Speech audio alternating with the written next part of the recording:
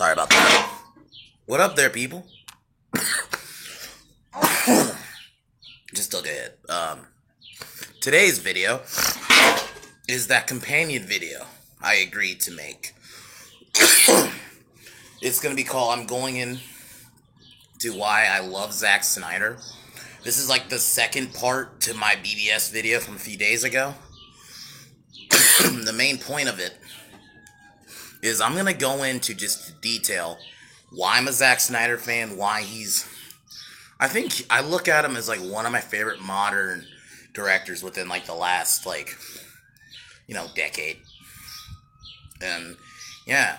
So I found Zack Snyder, I think it was probably through 300. I remember the build up to 300. I had seen Dawn of the Dead before, but I didn't know who directed it. It's like, oh, it's a cool zombie movie. Which I'm going to go into Dawn of the Dead, by the way. Great zombie film. It is probably my favorite, just in terms of, like, zombie apocalypse type films. Next to, like the 28 series. But, Dawn of the Dead was dope. You had great characters. You just had all around, like, that is my ideal zombie film. And, I know it's a remake. It's not original. It's a remake of the original. But Zack Snyder made it his own. And that I'm going to go more into it. And then 300 came out, and just, that was like a 1-2 punch when 300 came out. Just think about it. I'm not going to say he, made not war movies, but like medieval type movies. But a lot of like warrior medieval, like sword type movies wanted to be like 300 after 300 came out. I remember just so many that they had the same sort of filter, the same like slow-mo shots, all that. And just 300 was such a good story, and it's simple, like, Leonidas' men wanted to stand up against Xerxes. And, they died in the end. It's not a happy ending, but it's a dope film. And just what Zack does with his movies, he makes them undoubtedly his own. He's not a hack like, let's say, J.J. Abrams is, who all of his movies, in terms of, like, just think about it. All J.J. does is just remake. I mean, he remade Force Awakens. Force Awakens essentially was just A New Hope reskinned. His Star Trek movies, which I can't speak on. Not the biggest Star Trek fan, and also I don't think I've seen any of them. But a lot of people have said that, like, his second one is basically just Wrath of Khan. So he has just a history of just taking other stuff. And then if he ever does a Superman movie, he's just gonna basically make a Superman 78, but with a MacGuffin. But going back to Zack has his own style. His movies feel like I'm watching a graphic novel on screen. That's one of the, like, Watchmen, when that came out, that to me is my second favorite comic book film ever made. It's Dark Knight, then Watchmen. Watchmen, like, really hits you. And yeah, he changes some things from the comic, but for the most part, he gets it right. It does a good job, because a lot of these characters are not, like, perfect. Rorschach isn't perfect. Comedian, definitely. He does some fucked up shit. He raped the girl, raped a Silk Spectre, and then shot his pregnant wife. Which both those scenes were fucking damn. But then that scene where he, like, breaks down in front of Moloch, man, that just was great acting by Jeffrey Dean Morgan. Just all around. Zack knows how to do his movies. And then he made me a Superman fan again with Man of Steel and BVS. And, I'm not going to go into BVS as much as I did a whole video on that, but I'm going to go into a little bit with Man of Steel. After just years of just, I'm going to say it, shit Superman movies. You had Superman 3, 4, and then Return. Just so much just trash. And then after that, I just, I wasn't a Superman fan for a few years. And but when that came out, I remember I was a little skeptical. I was like, man, if this sucks, I am done with Superman films. But Zack, what he did with that movie, just the trailers were great, but then the movie itself was just, man, that is how you do a Superman movie. it felt like, as once again, that movie especially, just felt like I was watching a comic book brought to life.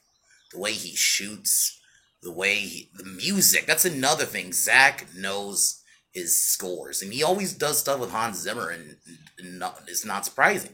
Hans Zimmer a great person to do music, and Zach knows it. He's smart with that. A lot of people he works with like him. You've not heard a bad thing said about him. I can't think I've heard any, like, from people who've worked with him. Because even some of the greats, like, I love Lucas and I love Spielberg, but there are people who've said shit about them. You know, not a lot. And then, I mean, even the whole Snyder Cut movement, which is phenomenal. The fact that it started as just a conspiracy theory. Everyone thought, oh, this didn't exist. And now, what, 2 to 3 years later, now potentially HBO Max might release it. All because WB fucking, they did some fucked up shit. Like, not just butchered his Justice League movie, that, with what we got, which I dubbed just Justice League. The fact that they used his daughter's death to basically just get rid of him. Even though he's even said he would have finished the movie, but they wanted him to do all this shit and change it because all WB cared about was being, because they wanted to cater to the, I'm gonna say it, they wanted to cater to the MCU people. They didn't just realize, no, we're DC, we're different from Marvel, and that's why Justice League is a complete failure. That's why even now people are calling for the Snyder Cut, because all the stuff Snyder had planned for his Justice League movie, you know, Darkseid, Martian Manhunter, all this shit, people want it, and that shows you something. And then another thing I always bring up too, he never, unlike, you know, Rian Johnson, who did The Last Jedi, would go after people, call people nerds, all this shit, man babies, racist, sexist, whatever, all because they didn't like his movie. And he would go after people who weren't even being dicks. There was just legitimate criticism, would go at them. But Zack Snyder, whenever he was getting shit on for Man of Steel, BVS, anything else, he never once, even 3 years later, or I guess 4 years later for BVS, never once went at people. He still to this day doesn't go at people. Because he understands, you know what, I made a good movie. If people didn't like it, there are people who didn't like it. But I have a bunch of people who support me. And I think he understands it. That's why he's smart enough not to go after after people. Like, for example, even though I love Man of Steel and BVS, if Zack Snyder did what Rian Johnson did, I would criticize him. Because I can't put up with that. And that's why I'm a fan of him. He doesn't go after people who didn't like this movie. Another thing, he made me a Wonder Woman fan. I used to never really care for Wonder Woman. I always thought she was just kind of there in the Justice League animated series. But when, you know, he put her in BVS and it's also, to be fair, it's also Gal Gadot's performance, but also just the way he directed her, and just, I'm like, you know what? Wonder Woman is actually a cool character. And then it made me look into some of her comics, you know, and other stuff. And I'm like, dude, she is a dope character. And then even now, people don't want to acknowledge this, he's a co-writer of Wonder Woman. He's partially why that movie was so good. I also, you know, so this, like, y'all can't escape him. I mean, he apparently produced Wonder Woman 2, which it probably isn't. He doesn't have as much input as, like, let's say, the first one. You know, but he even helped with Aquaman. So even the later DCU films that everyone loved, he had a big part in. He's a big fan of the comics, and you could tell. He's not a Rian Johnson who was just a hired gun but did not give a fuck about the fans and the story and just the lore in general. He didn't care if he was breaking lore. He didn't care about any of that shit. Whereas you could tell Zach, I mean, even like in BVS, like behind the scenes, there's scenes where Zach's holding like comics and all this shit. So I don't get people who say he doesn't understand Superman. I just don't. That's going to be another video I'm going to do down the line. That I think, quote-unquote, Superman fans don't understand Superman. And I'm going to get into that a little bit later in that video. But just, he understands comics. And that's why Watchmen was so good. I mean, that's why in general, I think big reason he makes his movies the way he does is because he understands he's a visual storyteller. He doesn't need to just give you a bunch of exposition to fill you in. He understands you gotta, you know what, so that movies are a visual fucking thing. And I'm not saying you can't have some movies where I'm fine with some explanations and exposition, but at some time, that's a big reason too. He doesn't spoon feed you. He makes you understand. Like, for example, that scene in BVS, like I said, when he's looking at at his suit, Bruce is looking at his suit, and you just see it in his face. No words spoken, just music and him looking at it. You can see he wants to be Batman, and he wants to suit up. You can gather from that, just from looks. You know, even in his other films, like there's so many moments like that in Watchmen, 300, he understands. He's probably one of my favorite visual directors, and I think he's a visual storyteller. He doesn't spoon feed you shit. And, you know, he also is big on his fans. You know, the way he just gives, like, stuff about his Snyder Cut to the Snyder fans. He treats his fans with respect. One of the directors to just do that, you know, who directly, you know, is a fan of his people. He will share stuff, who share his stuff, but also, like, and people who don't even have channels or anything like that.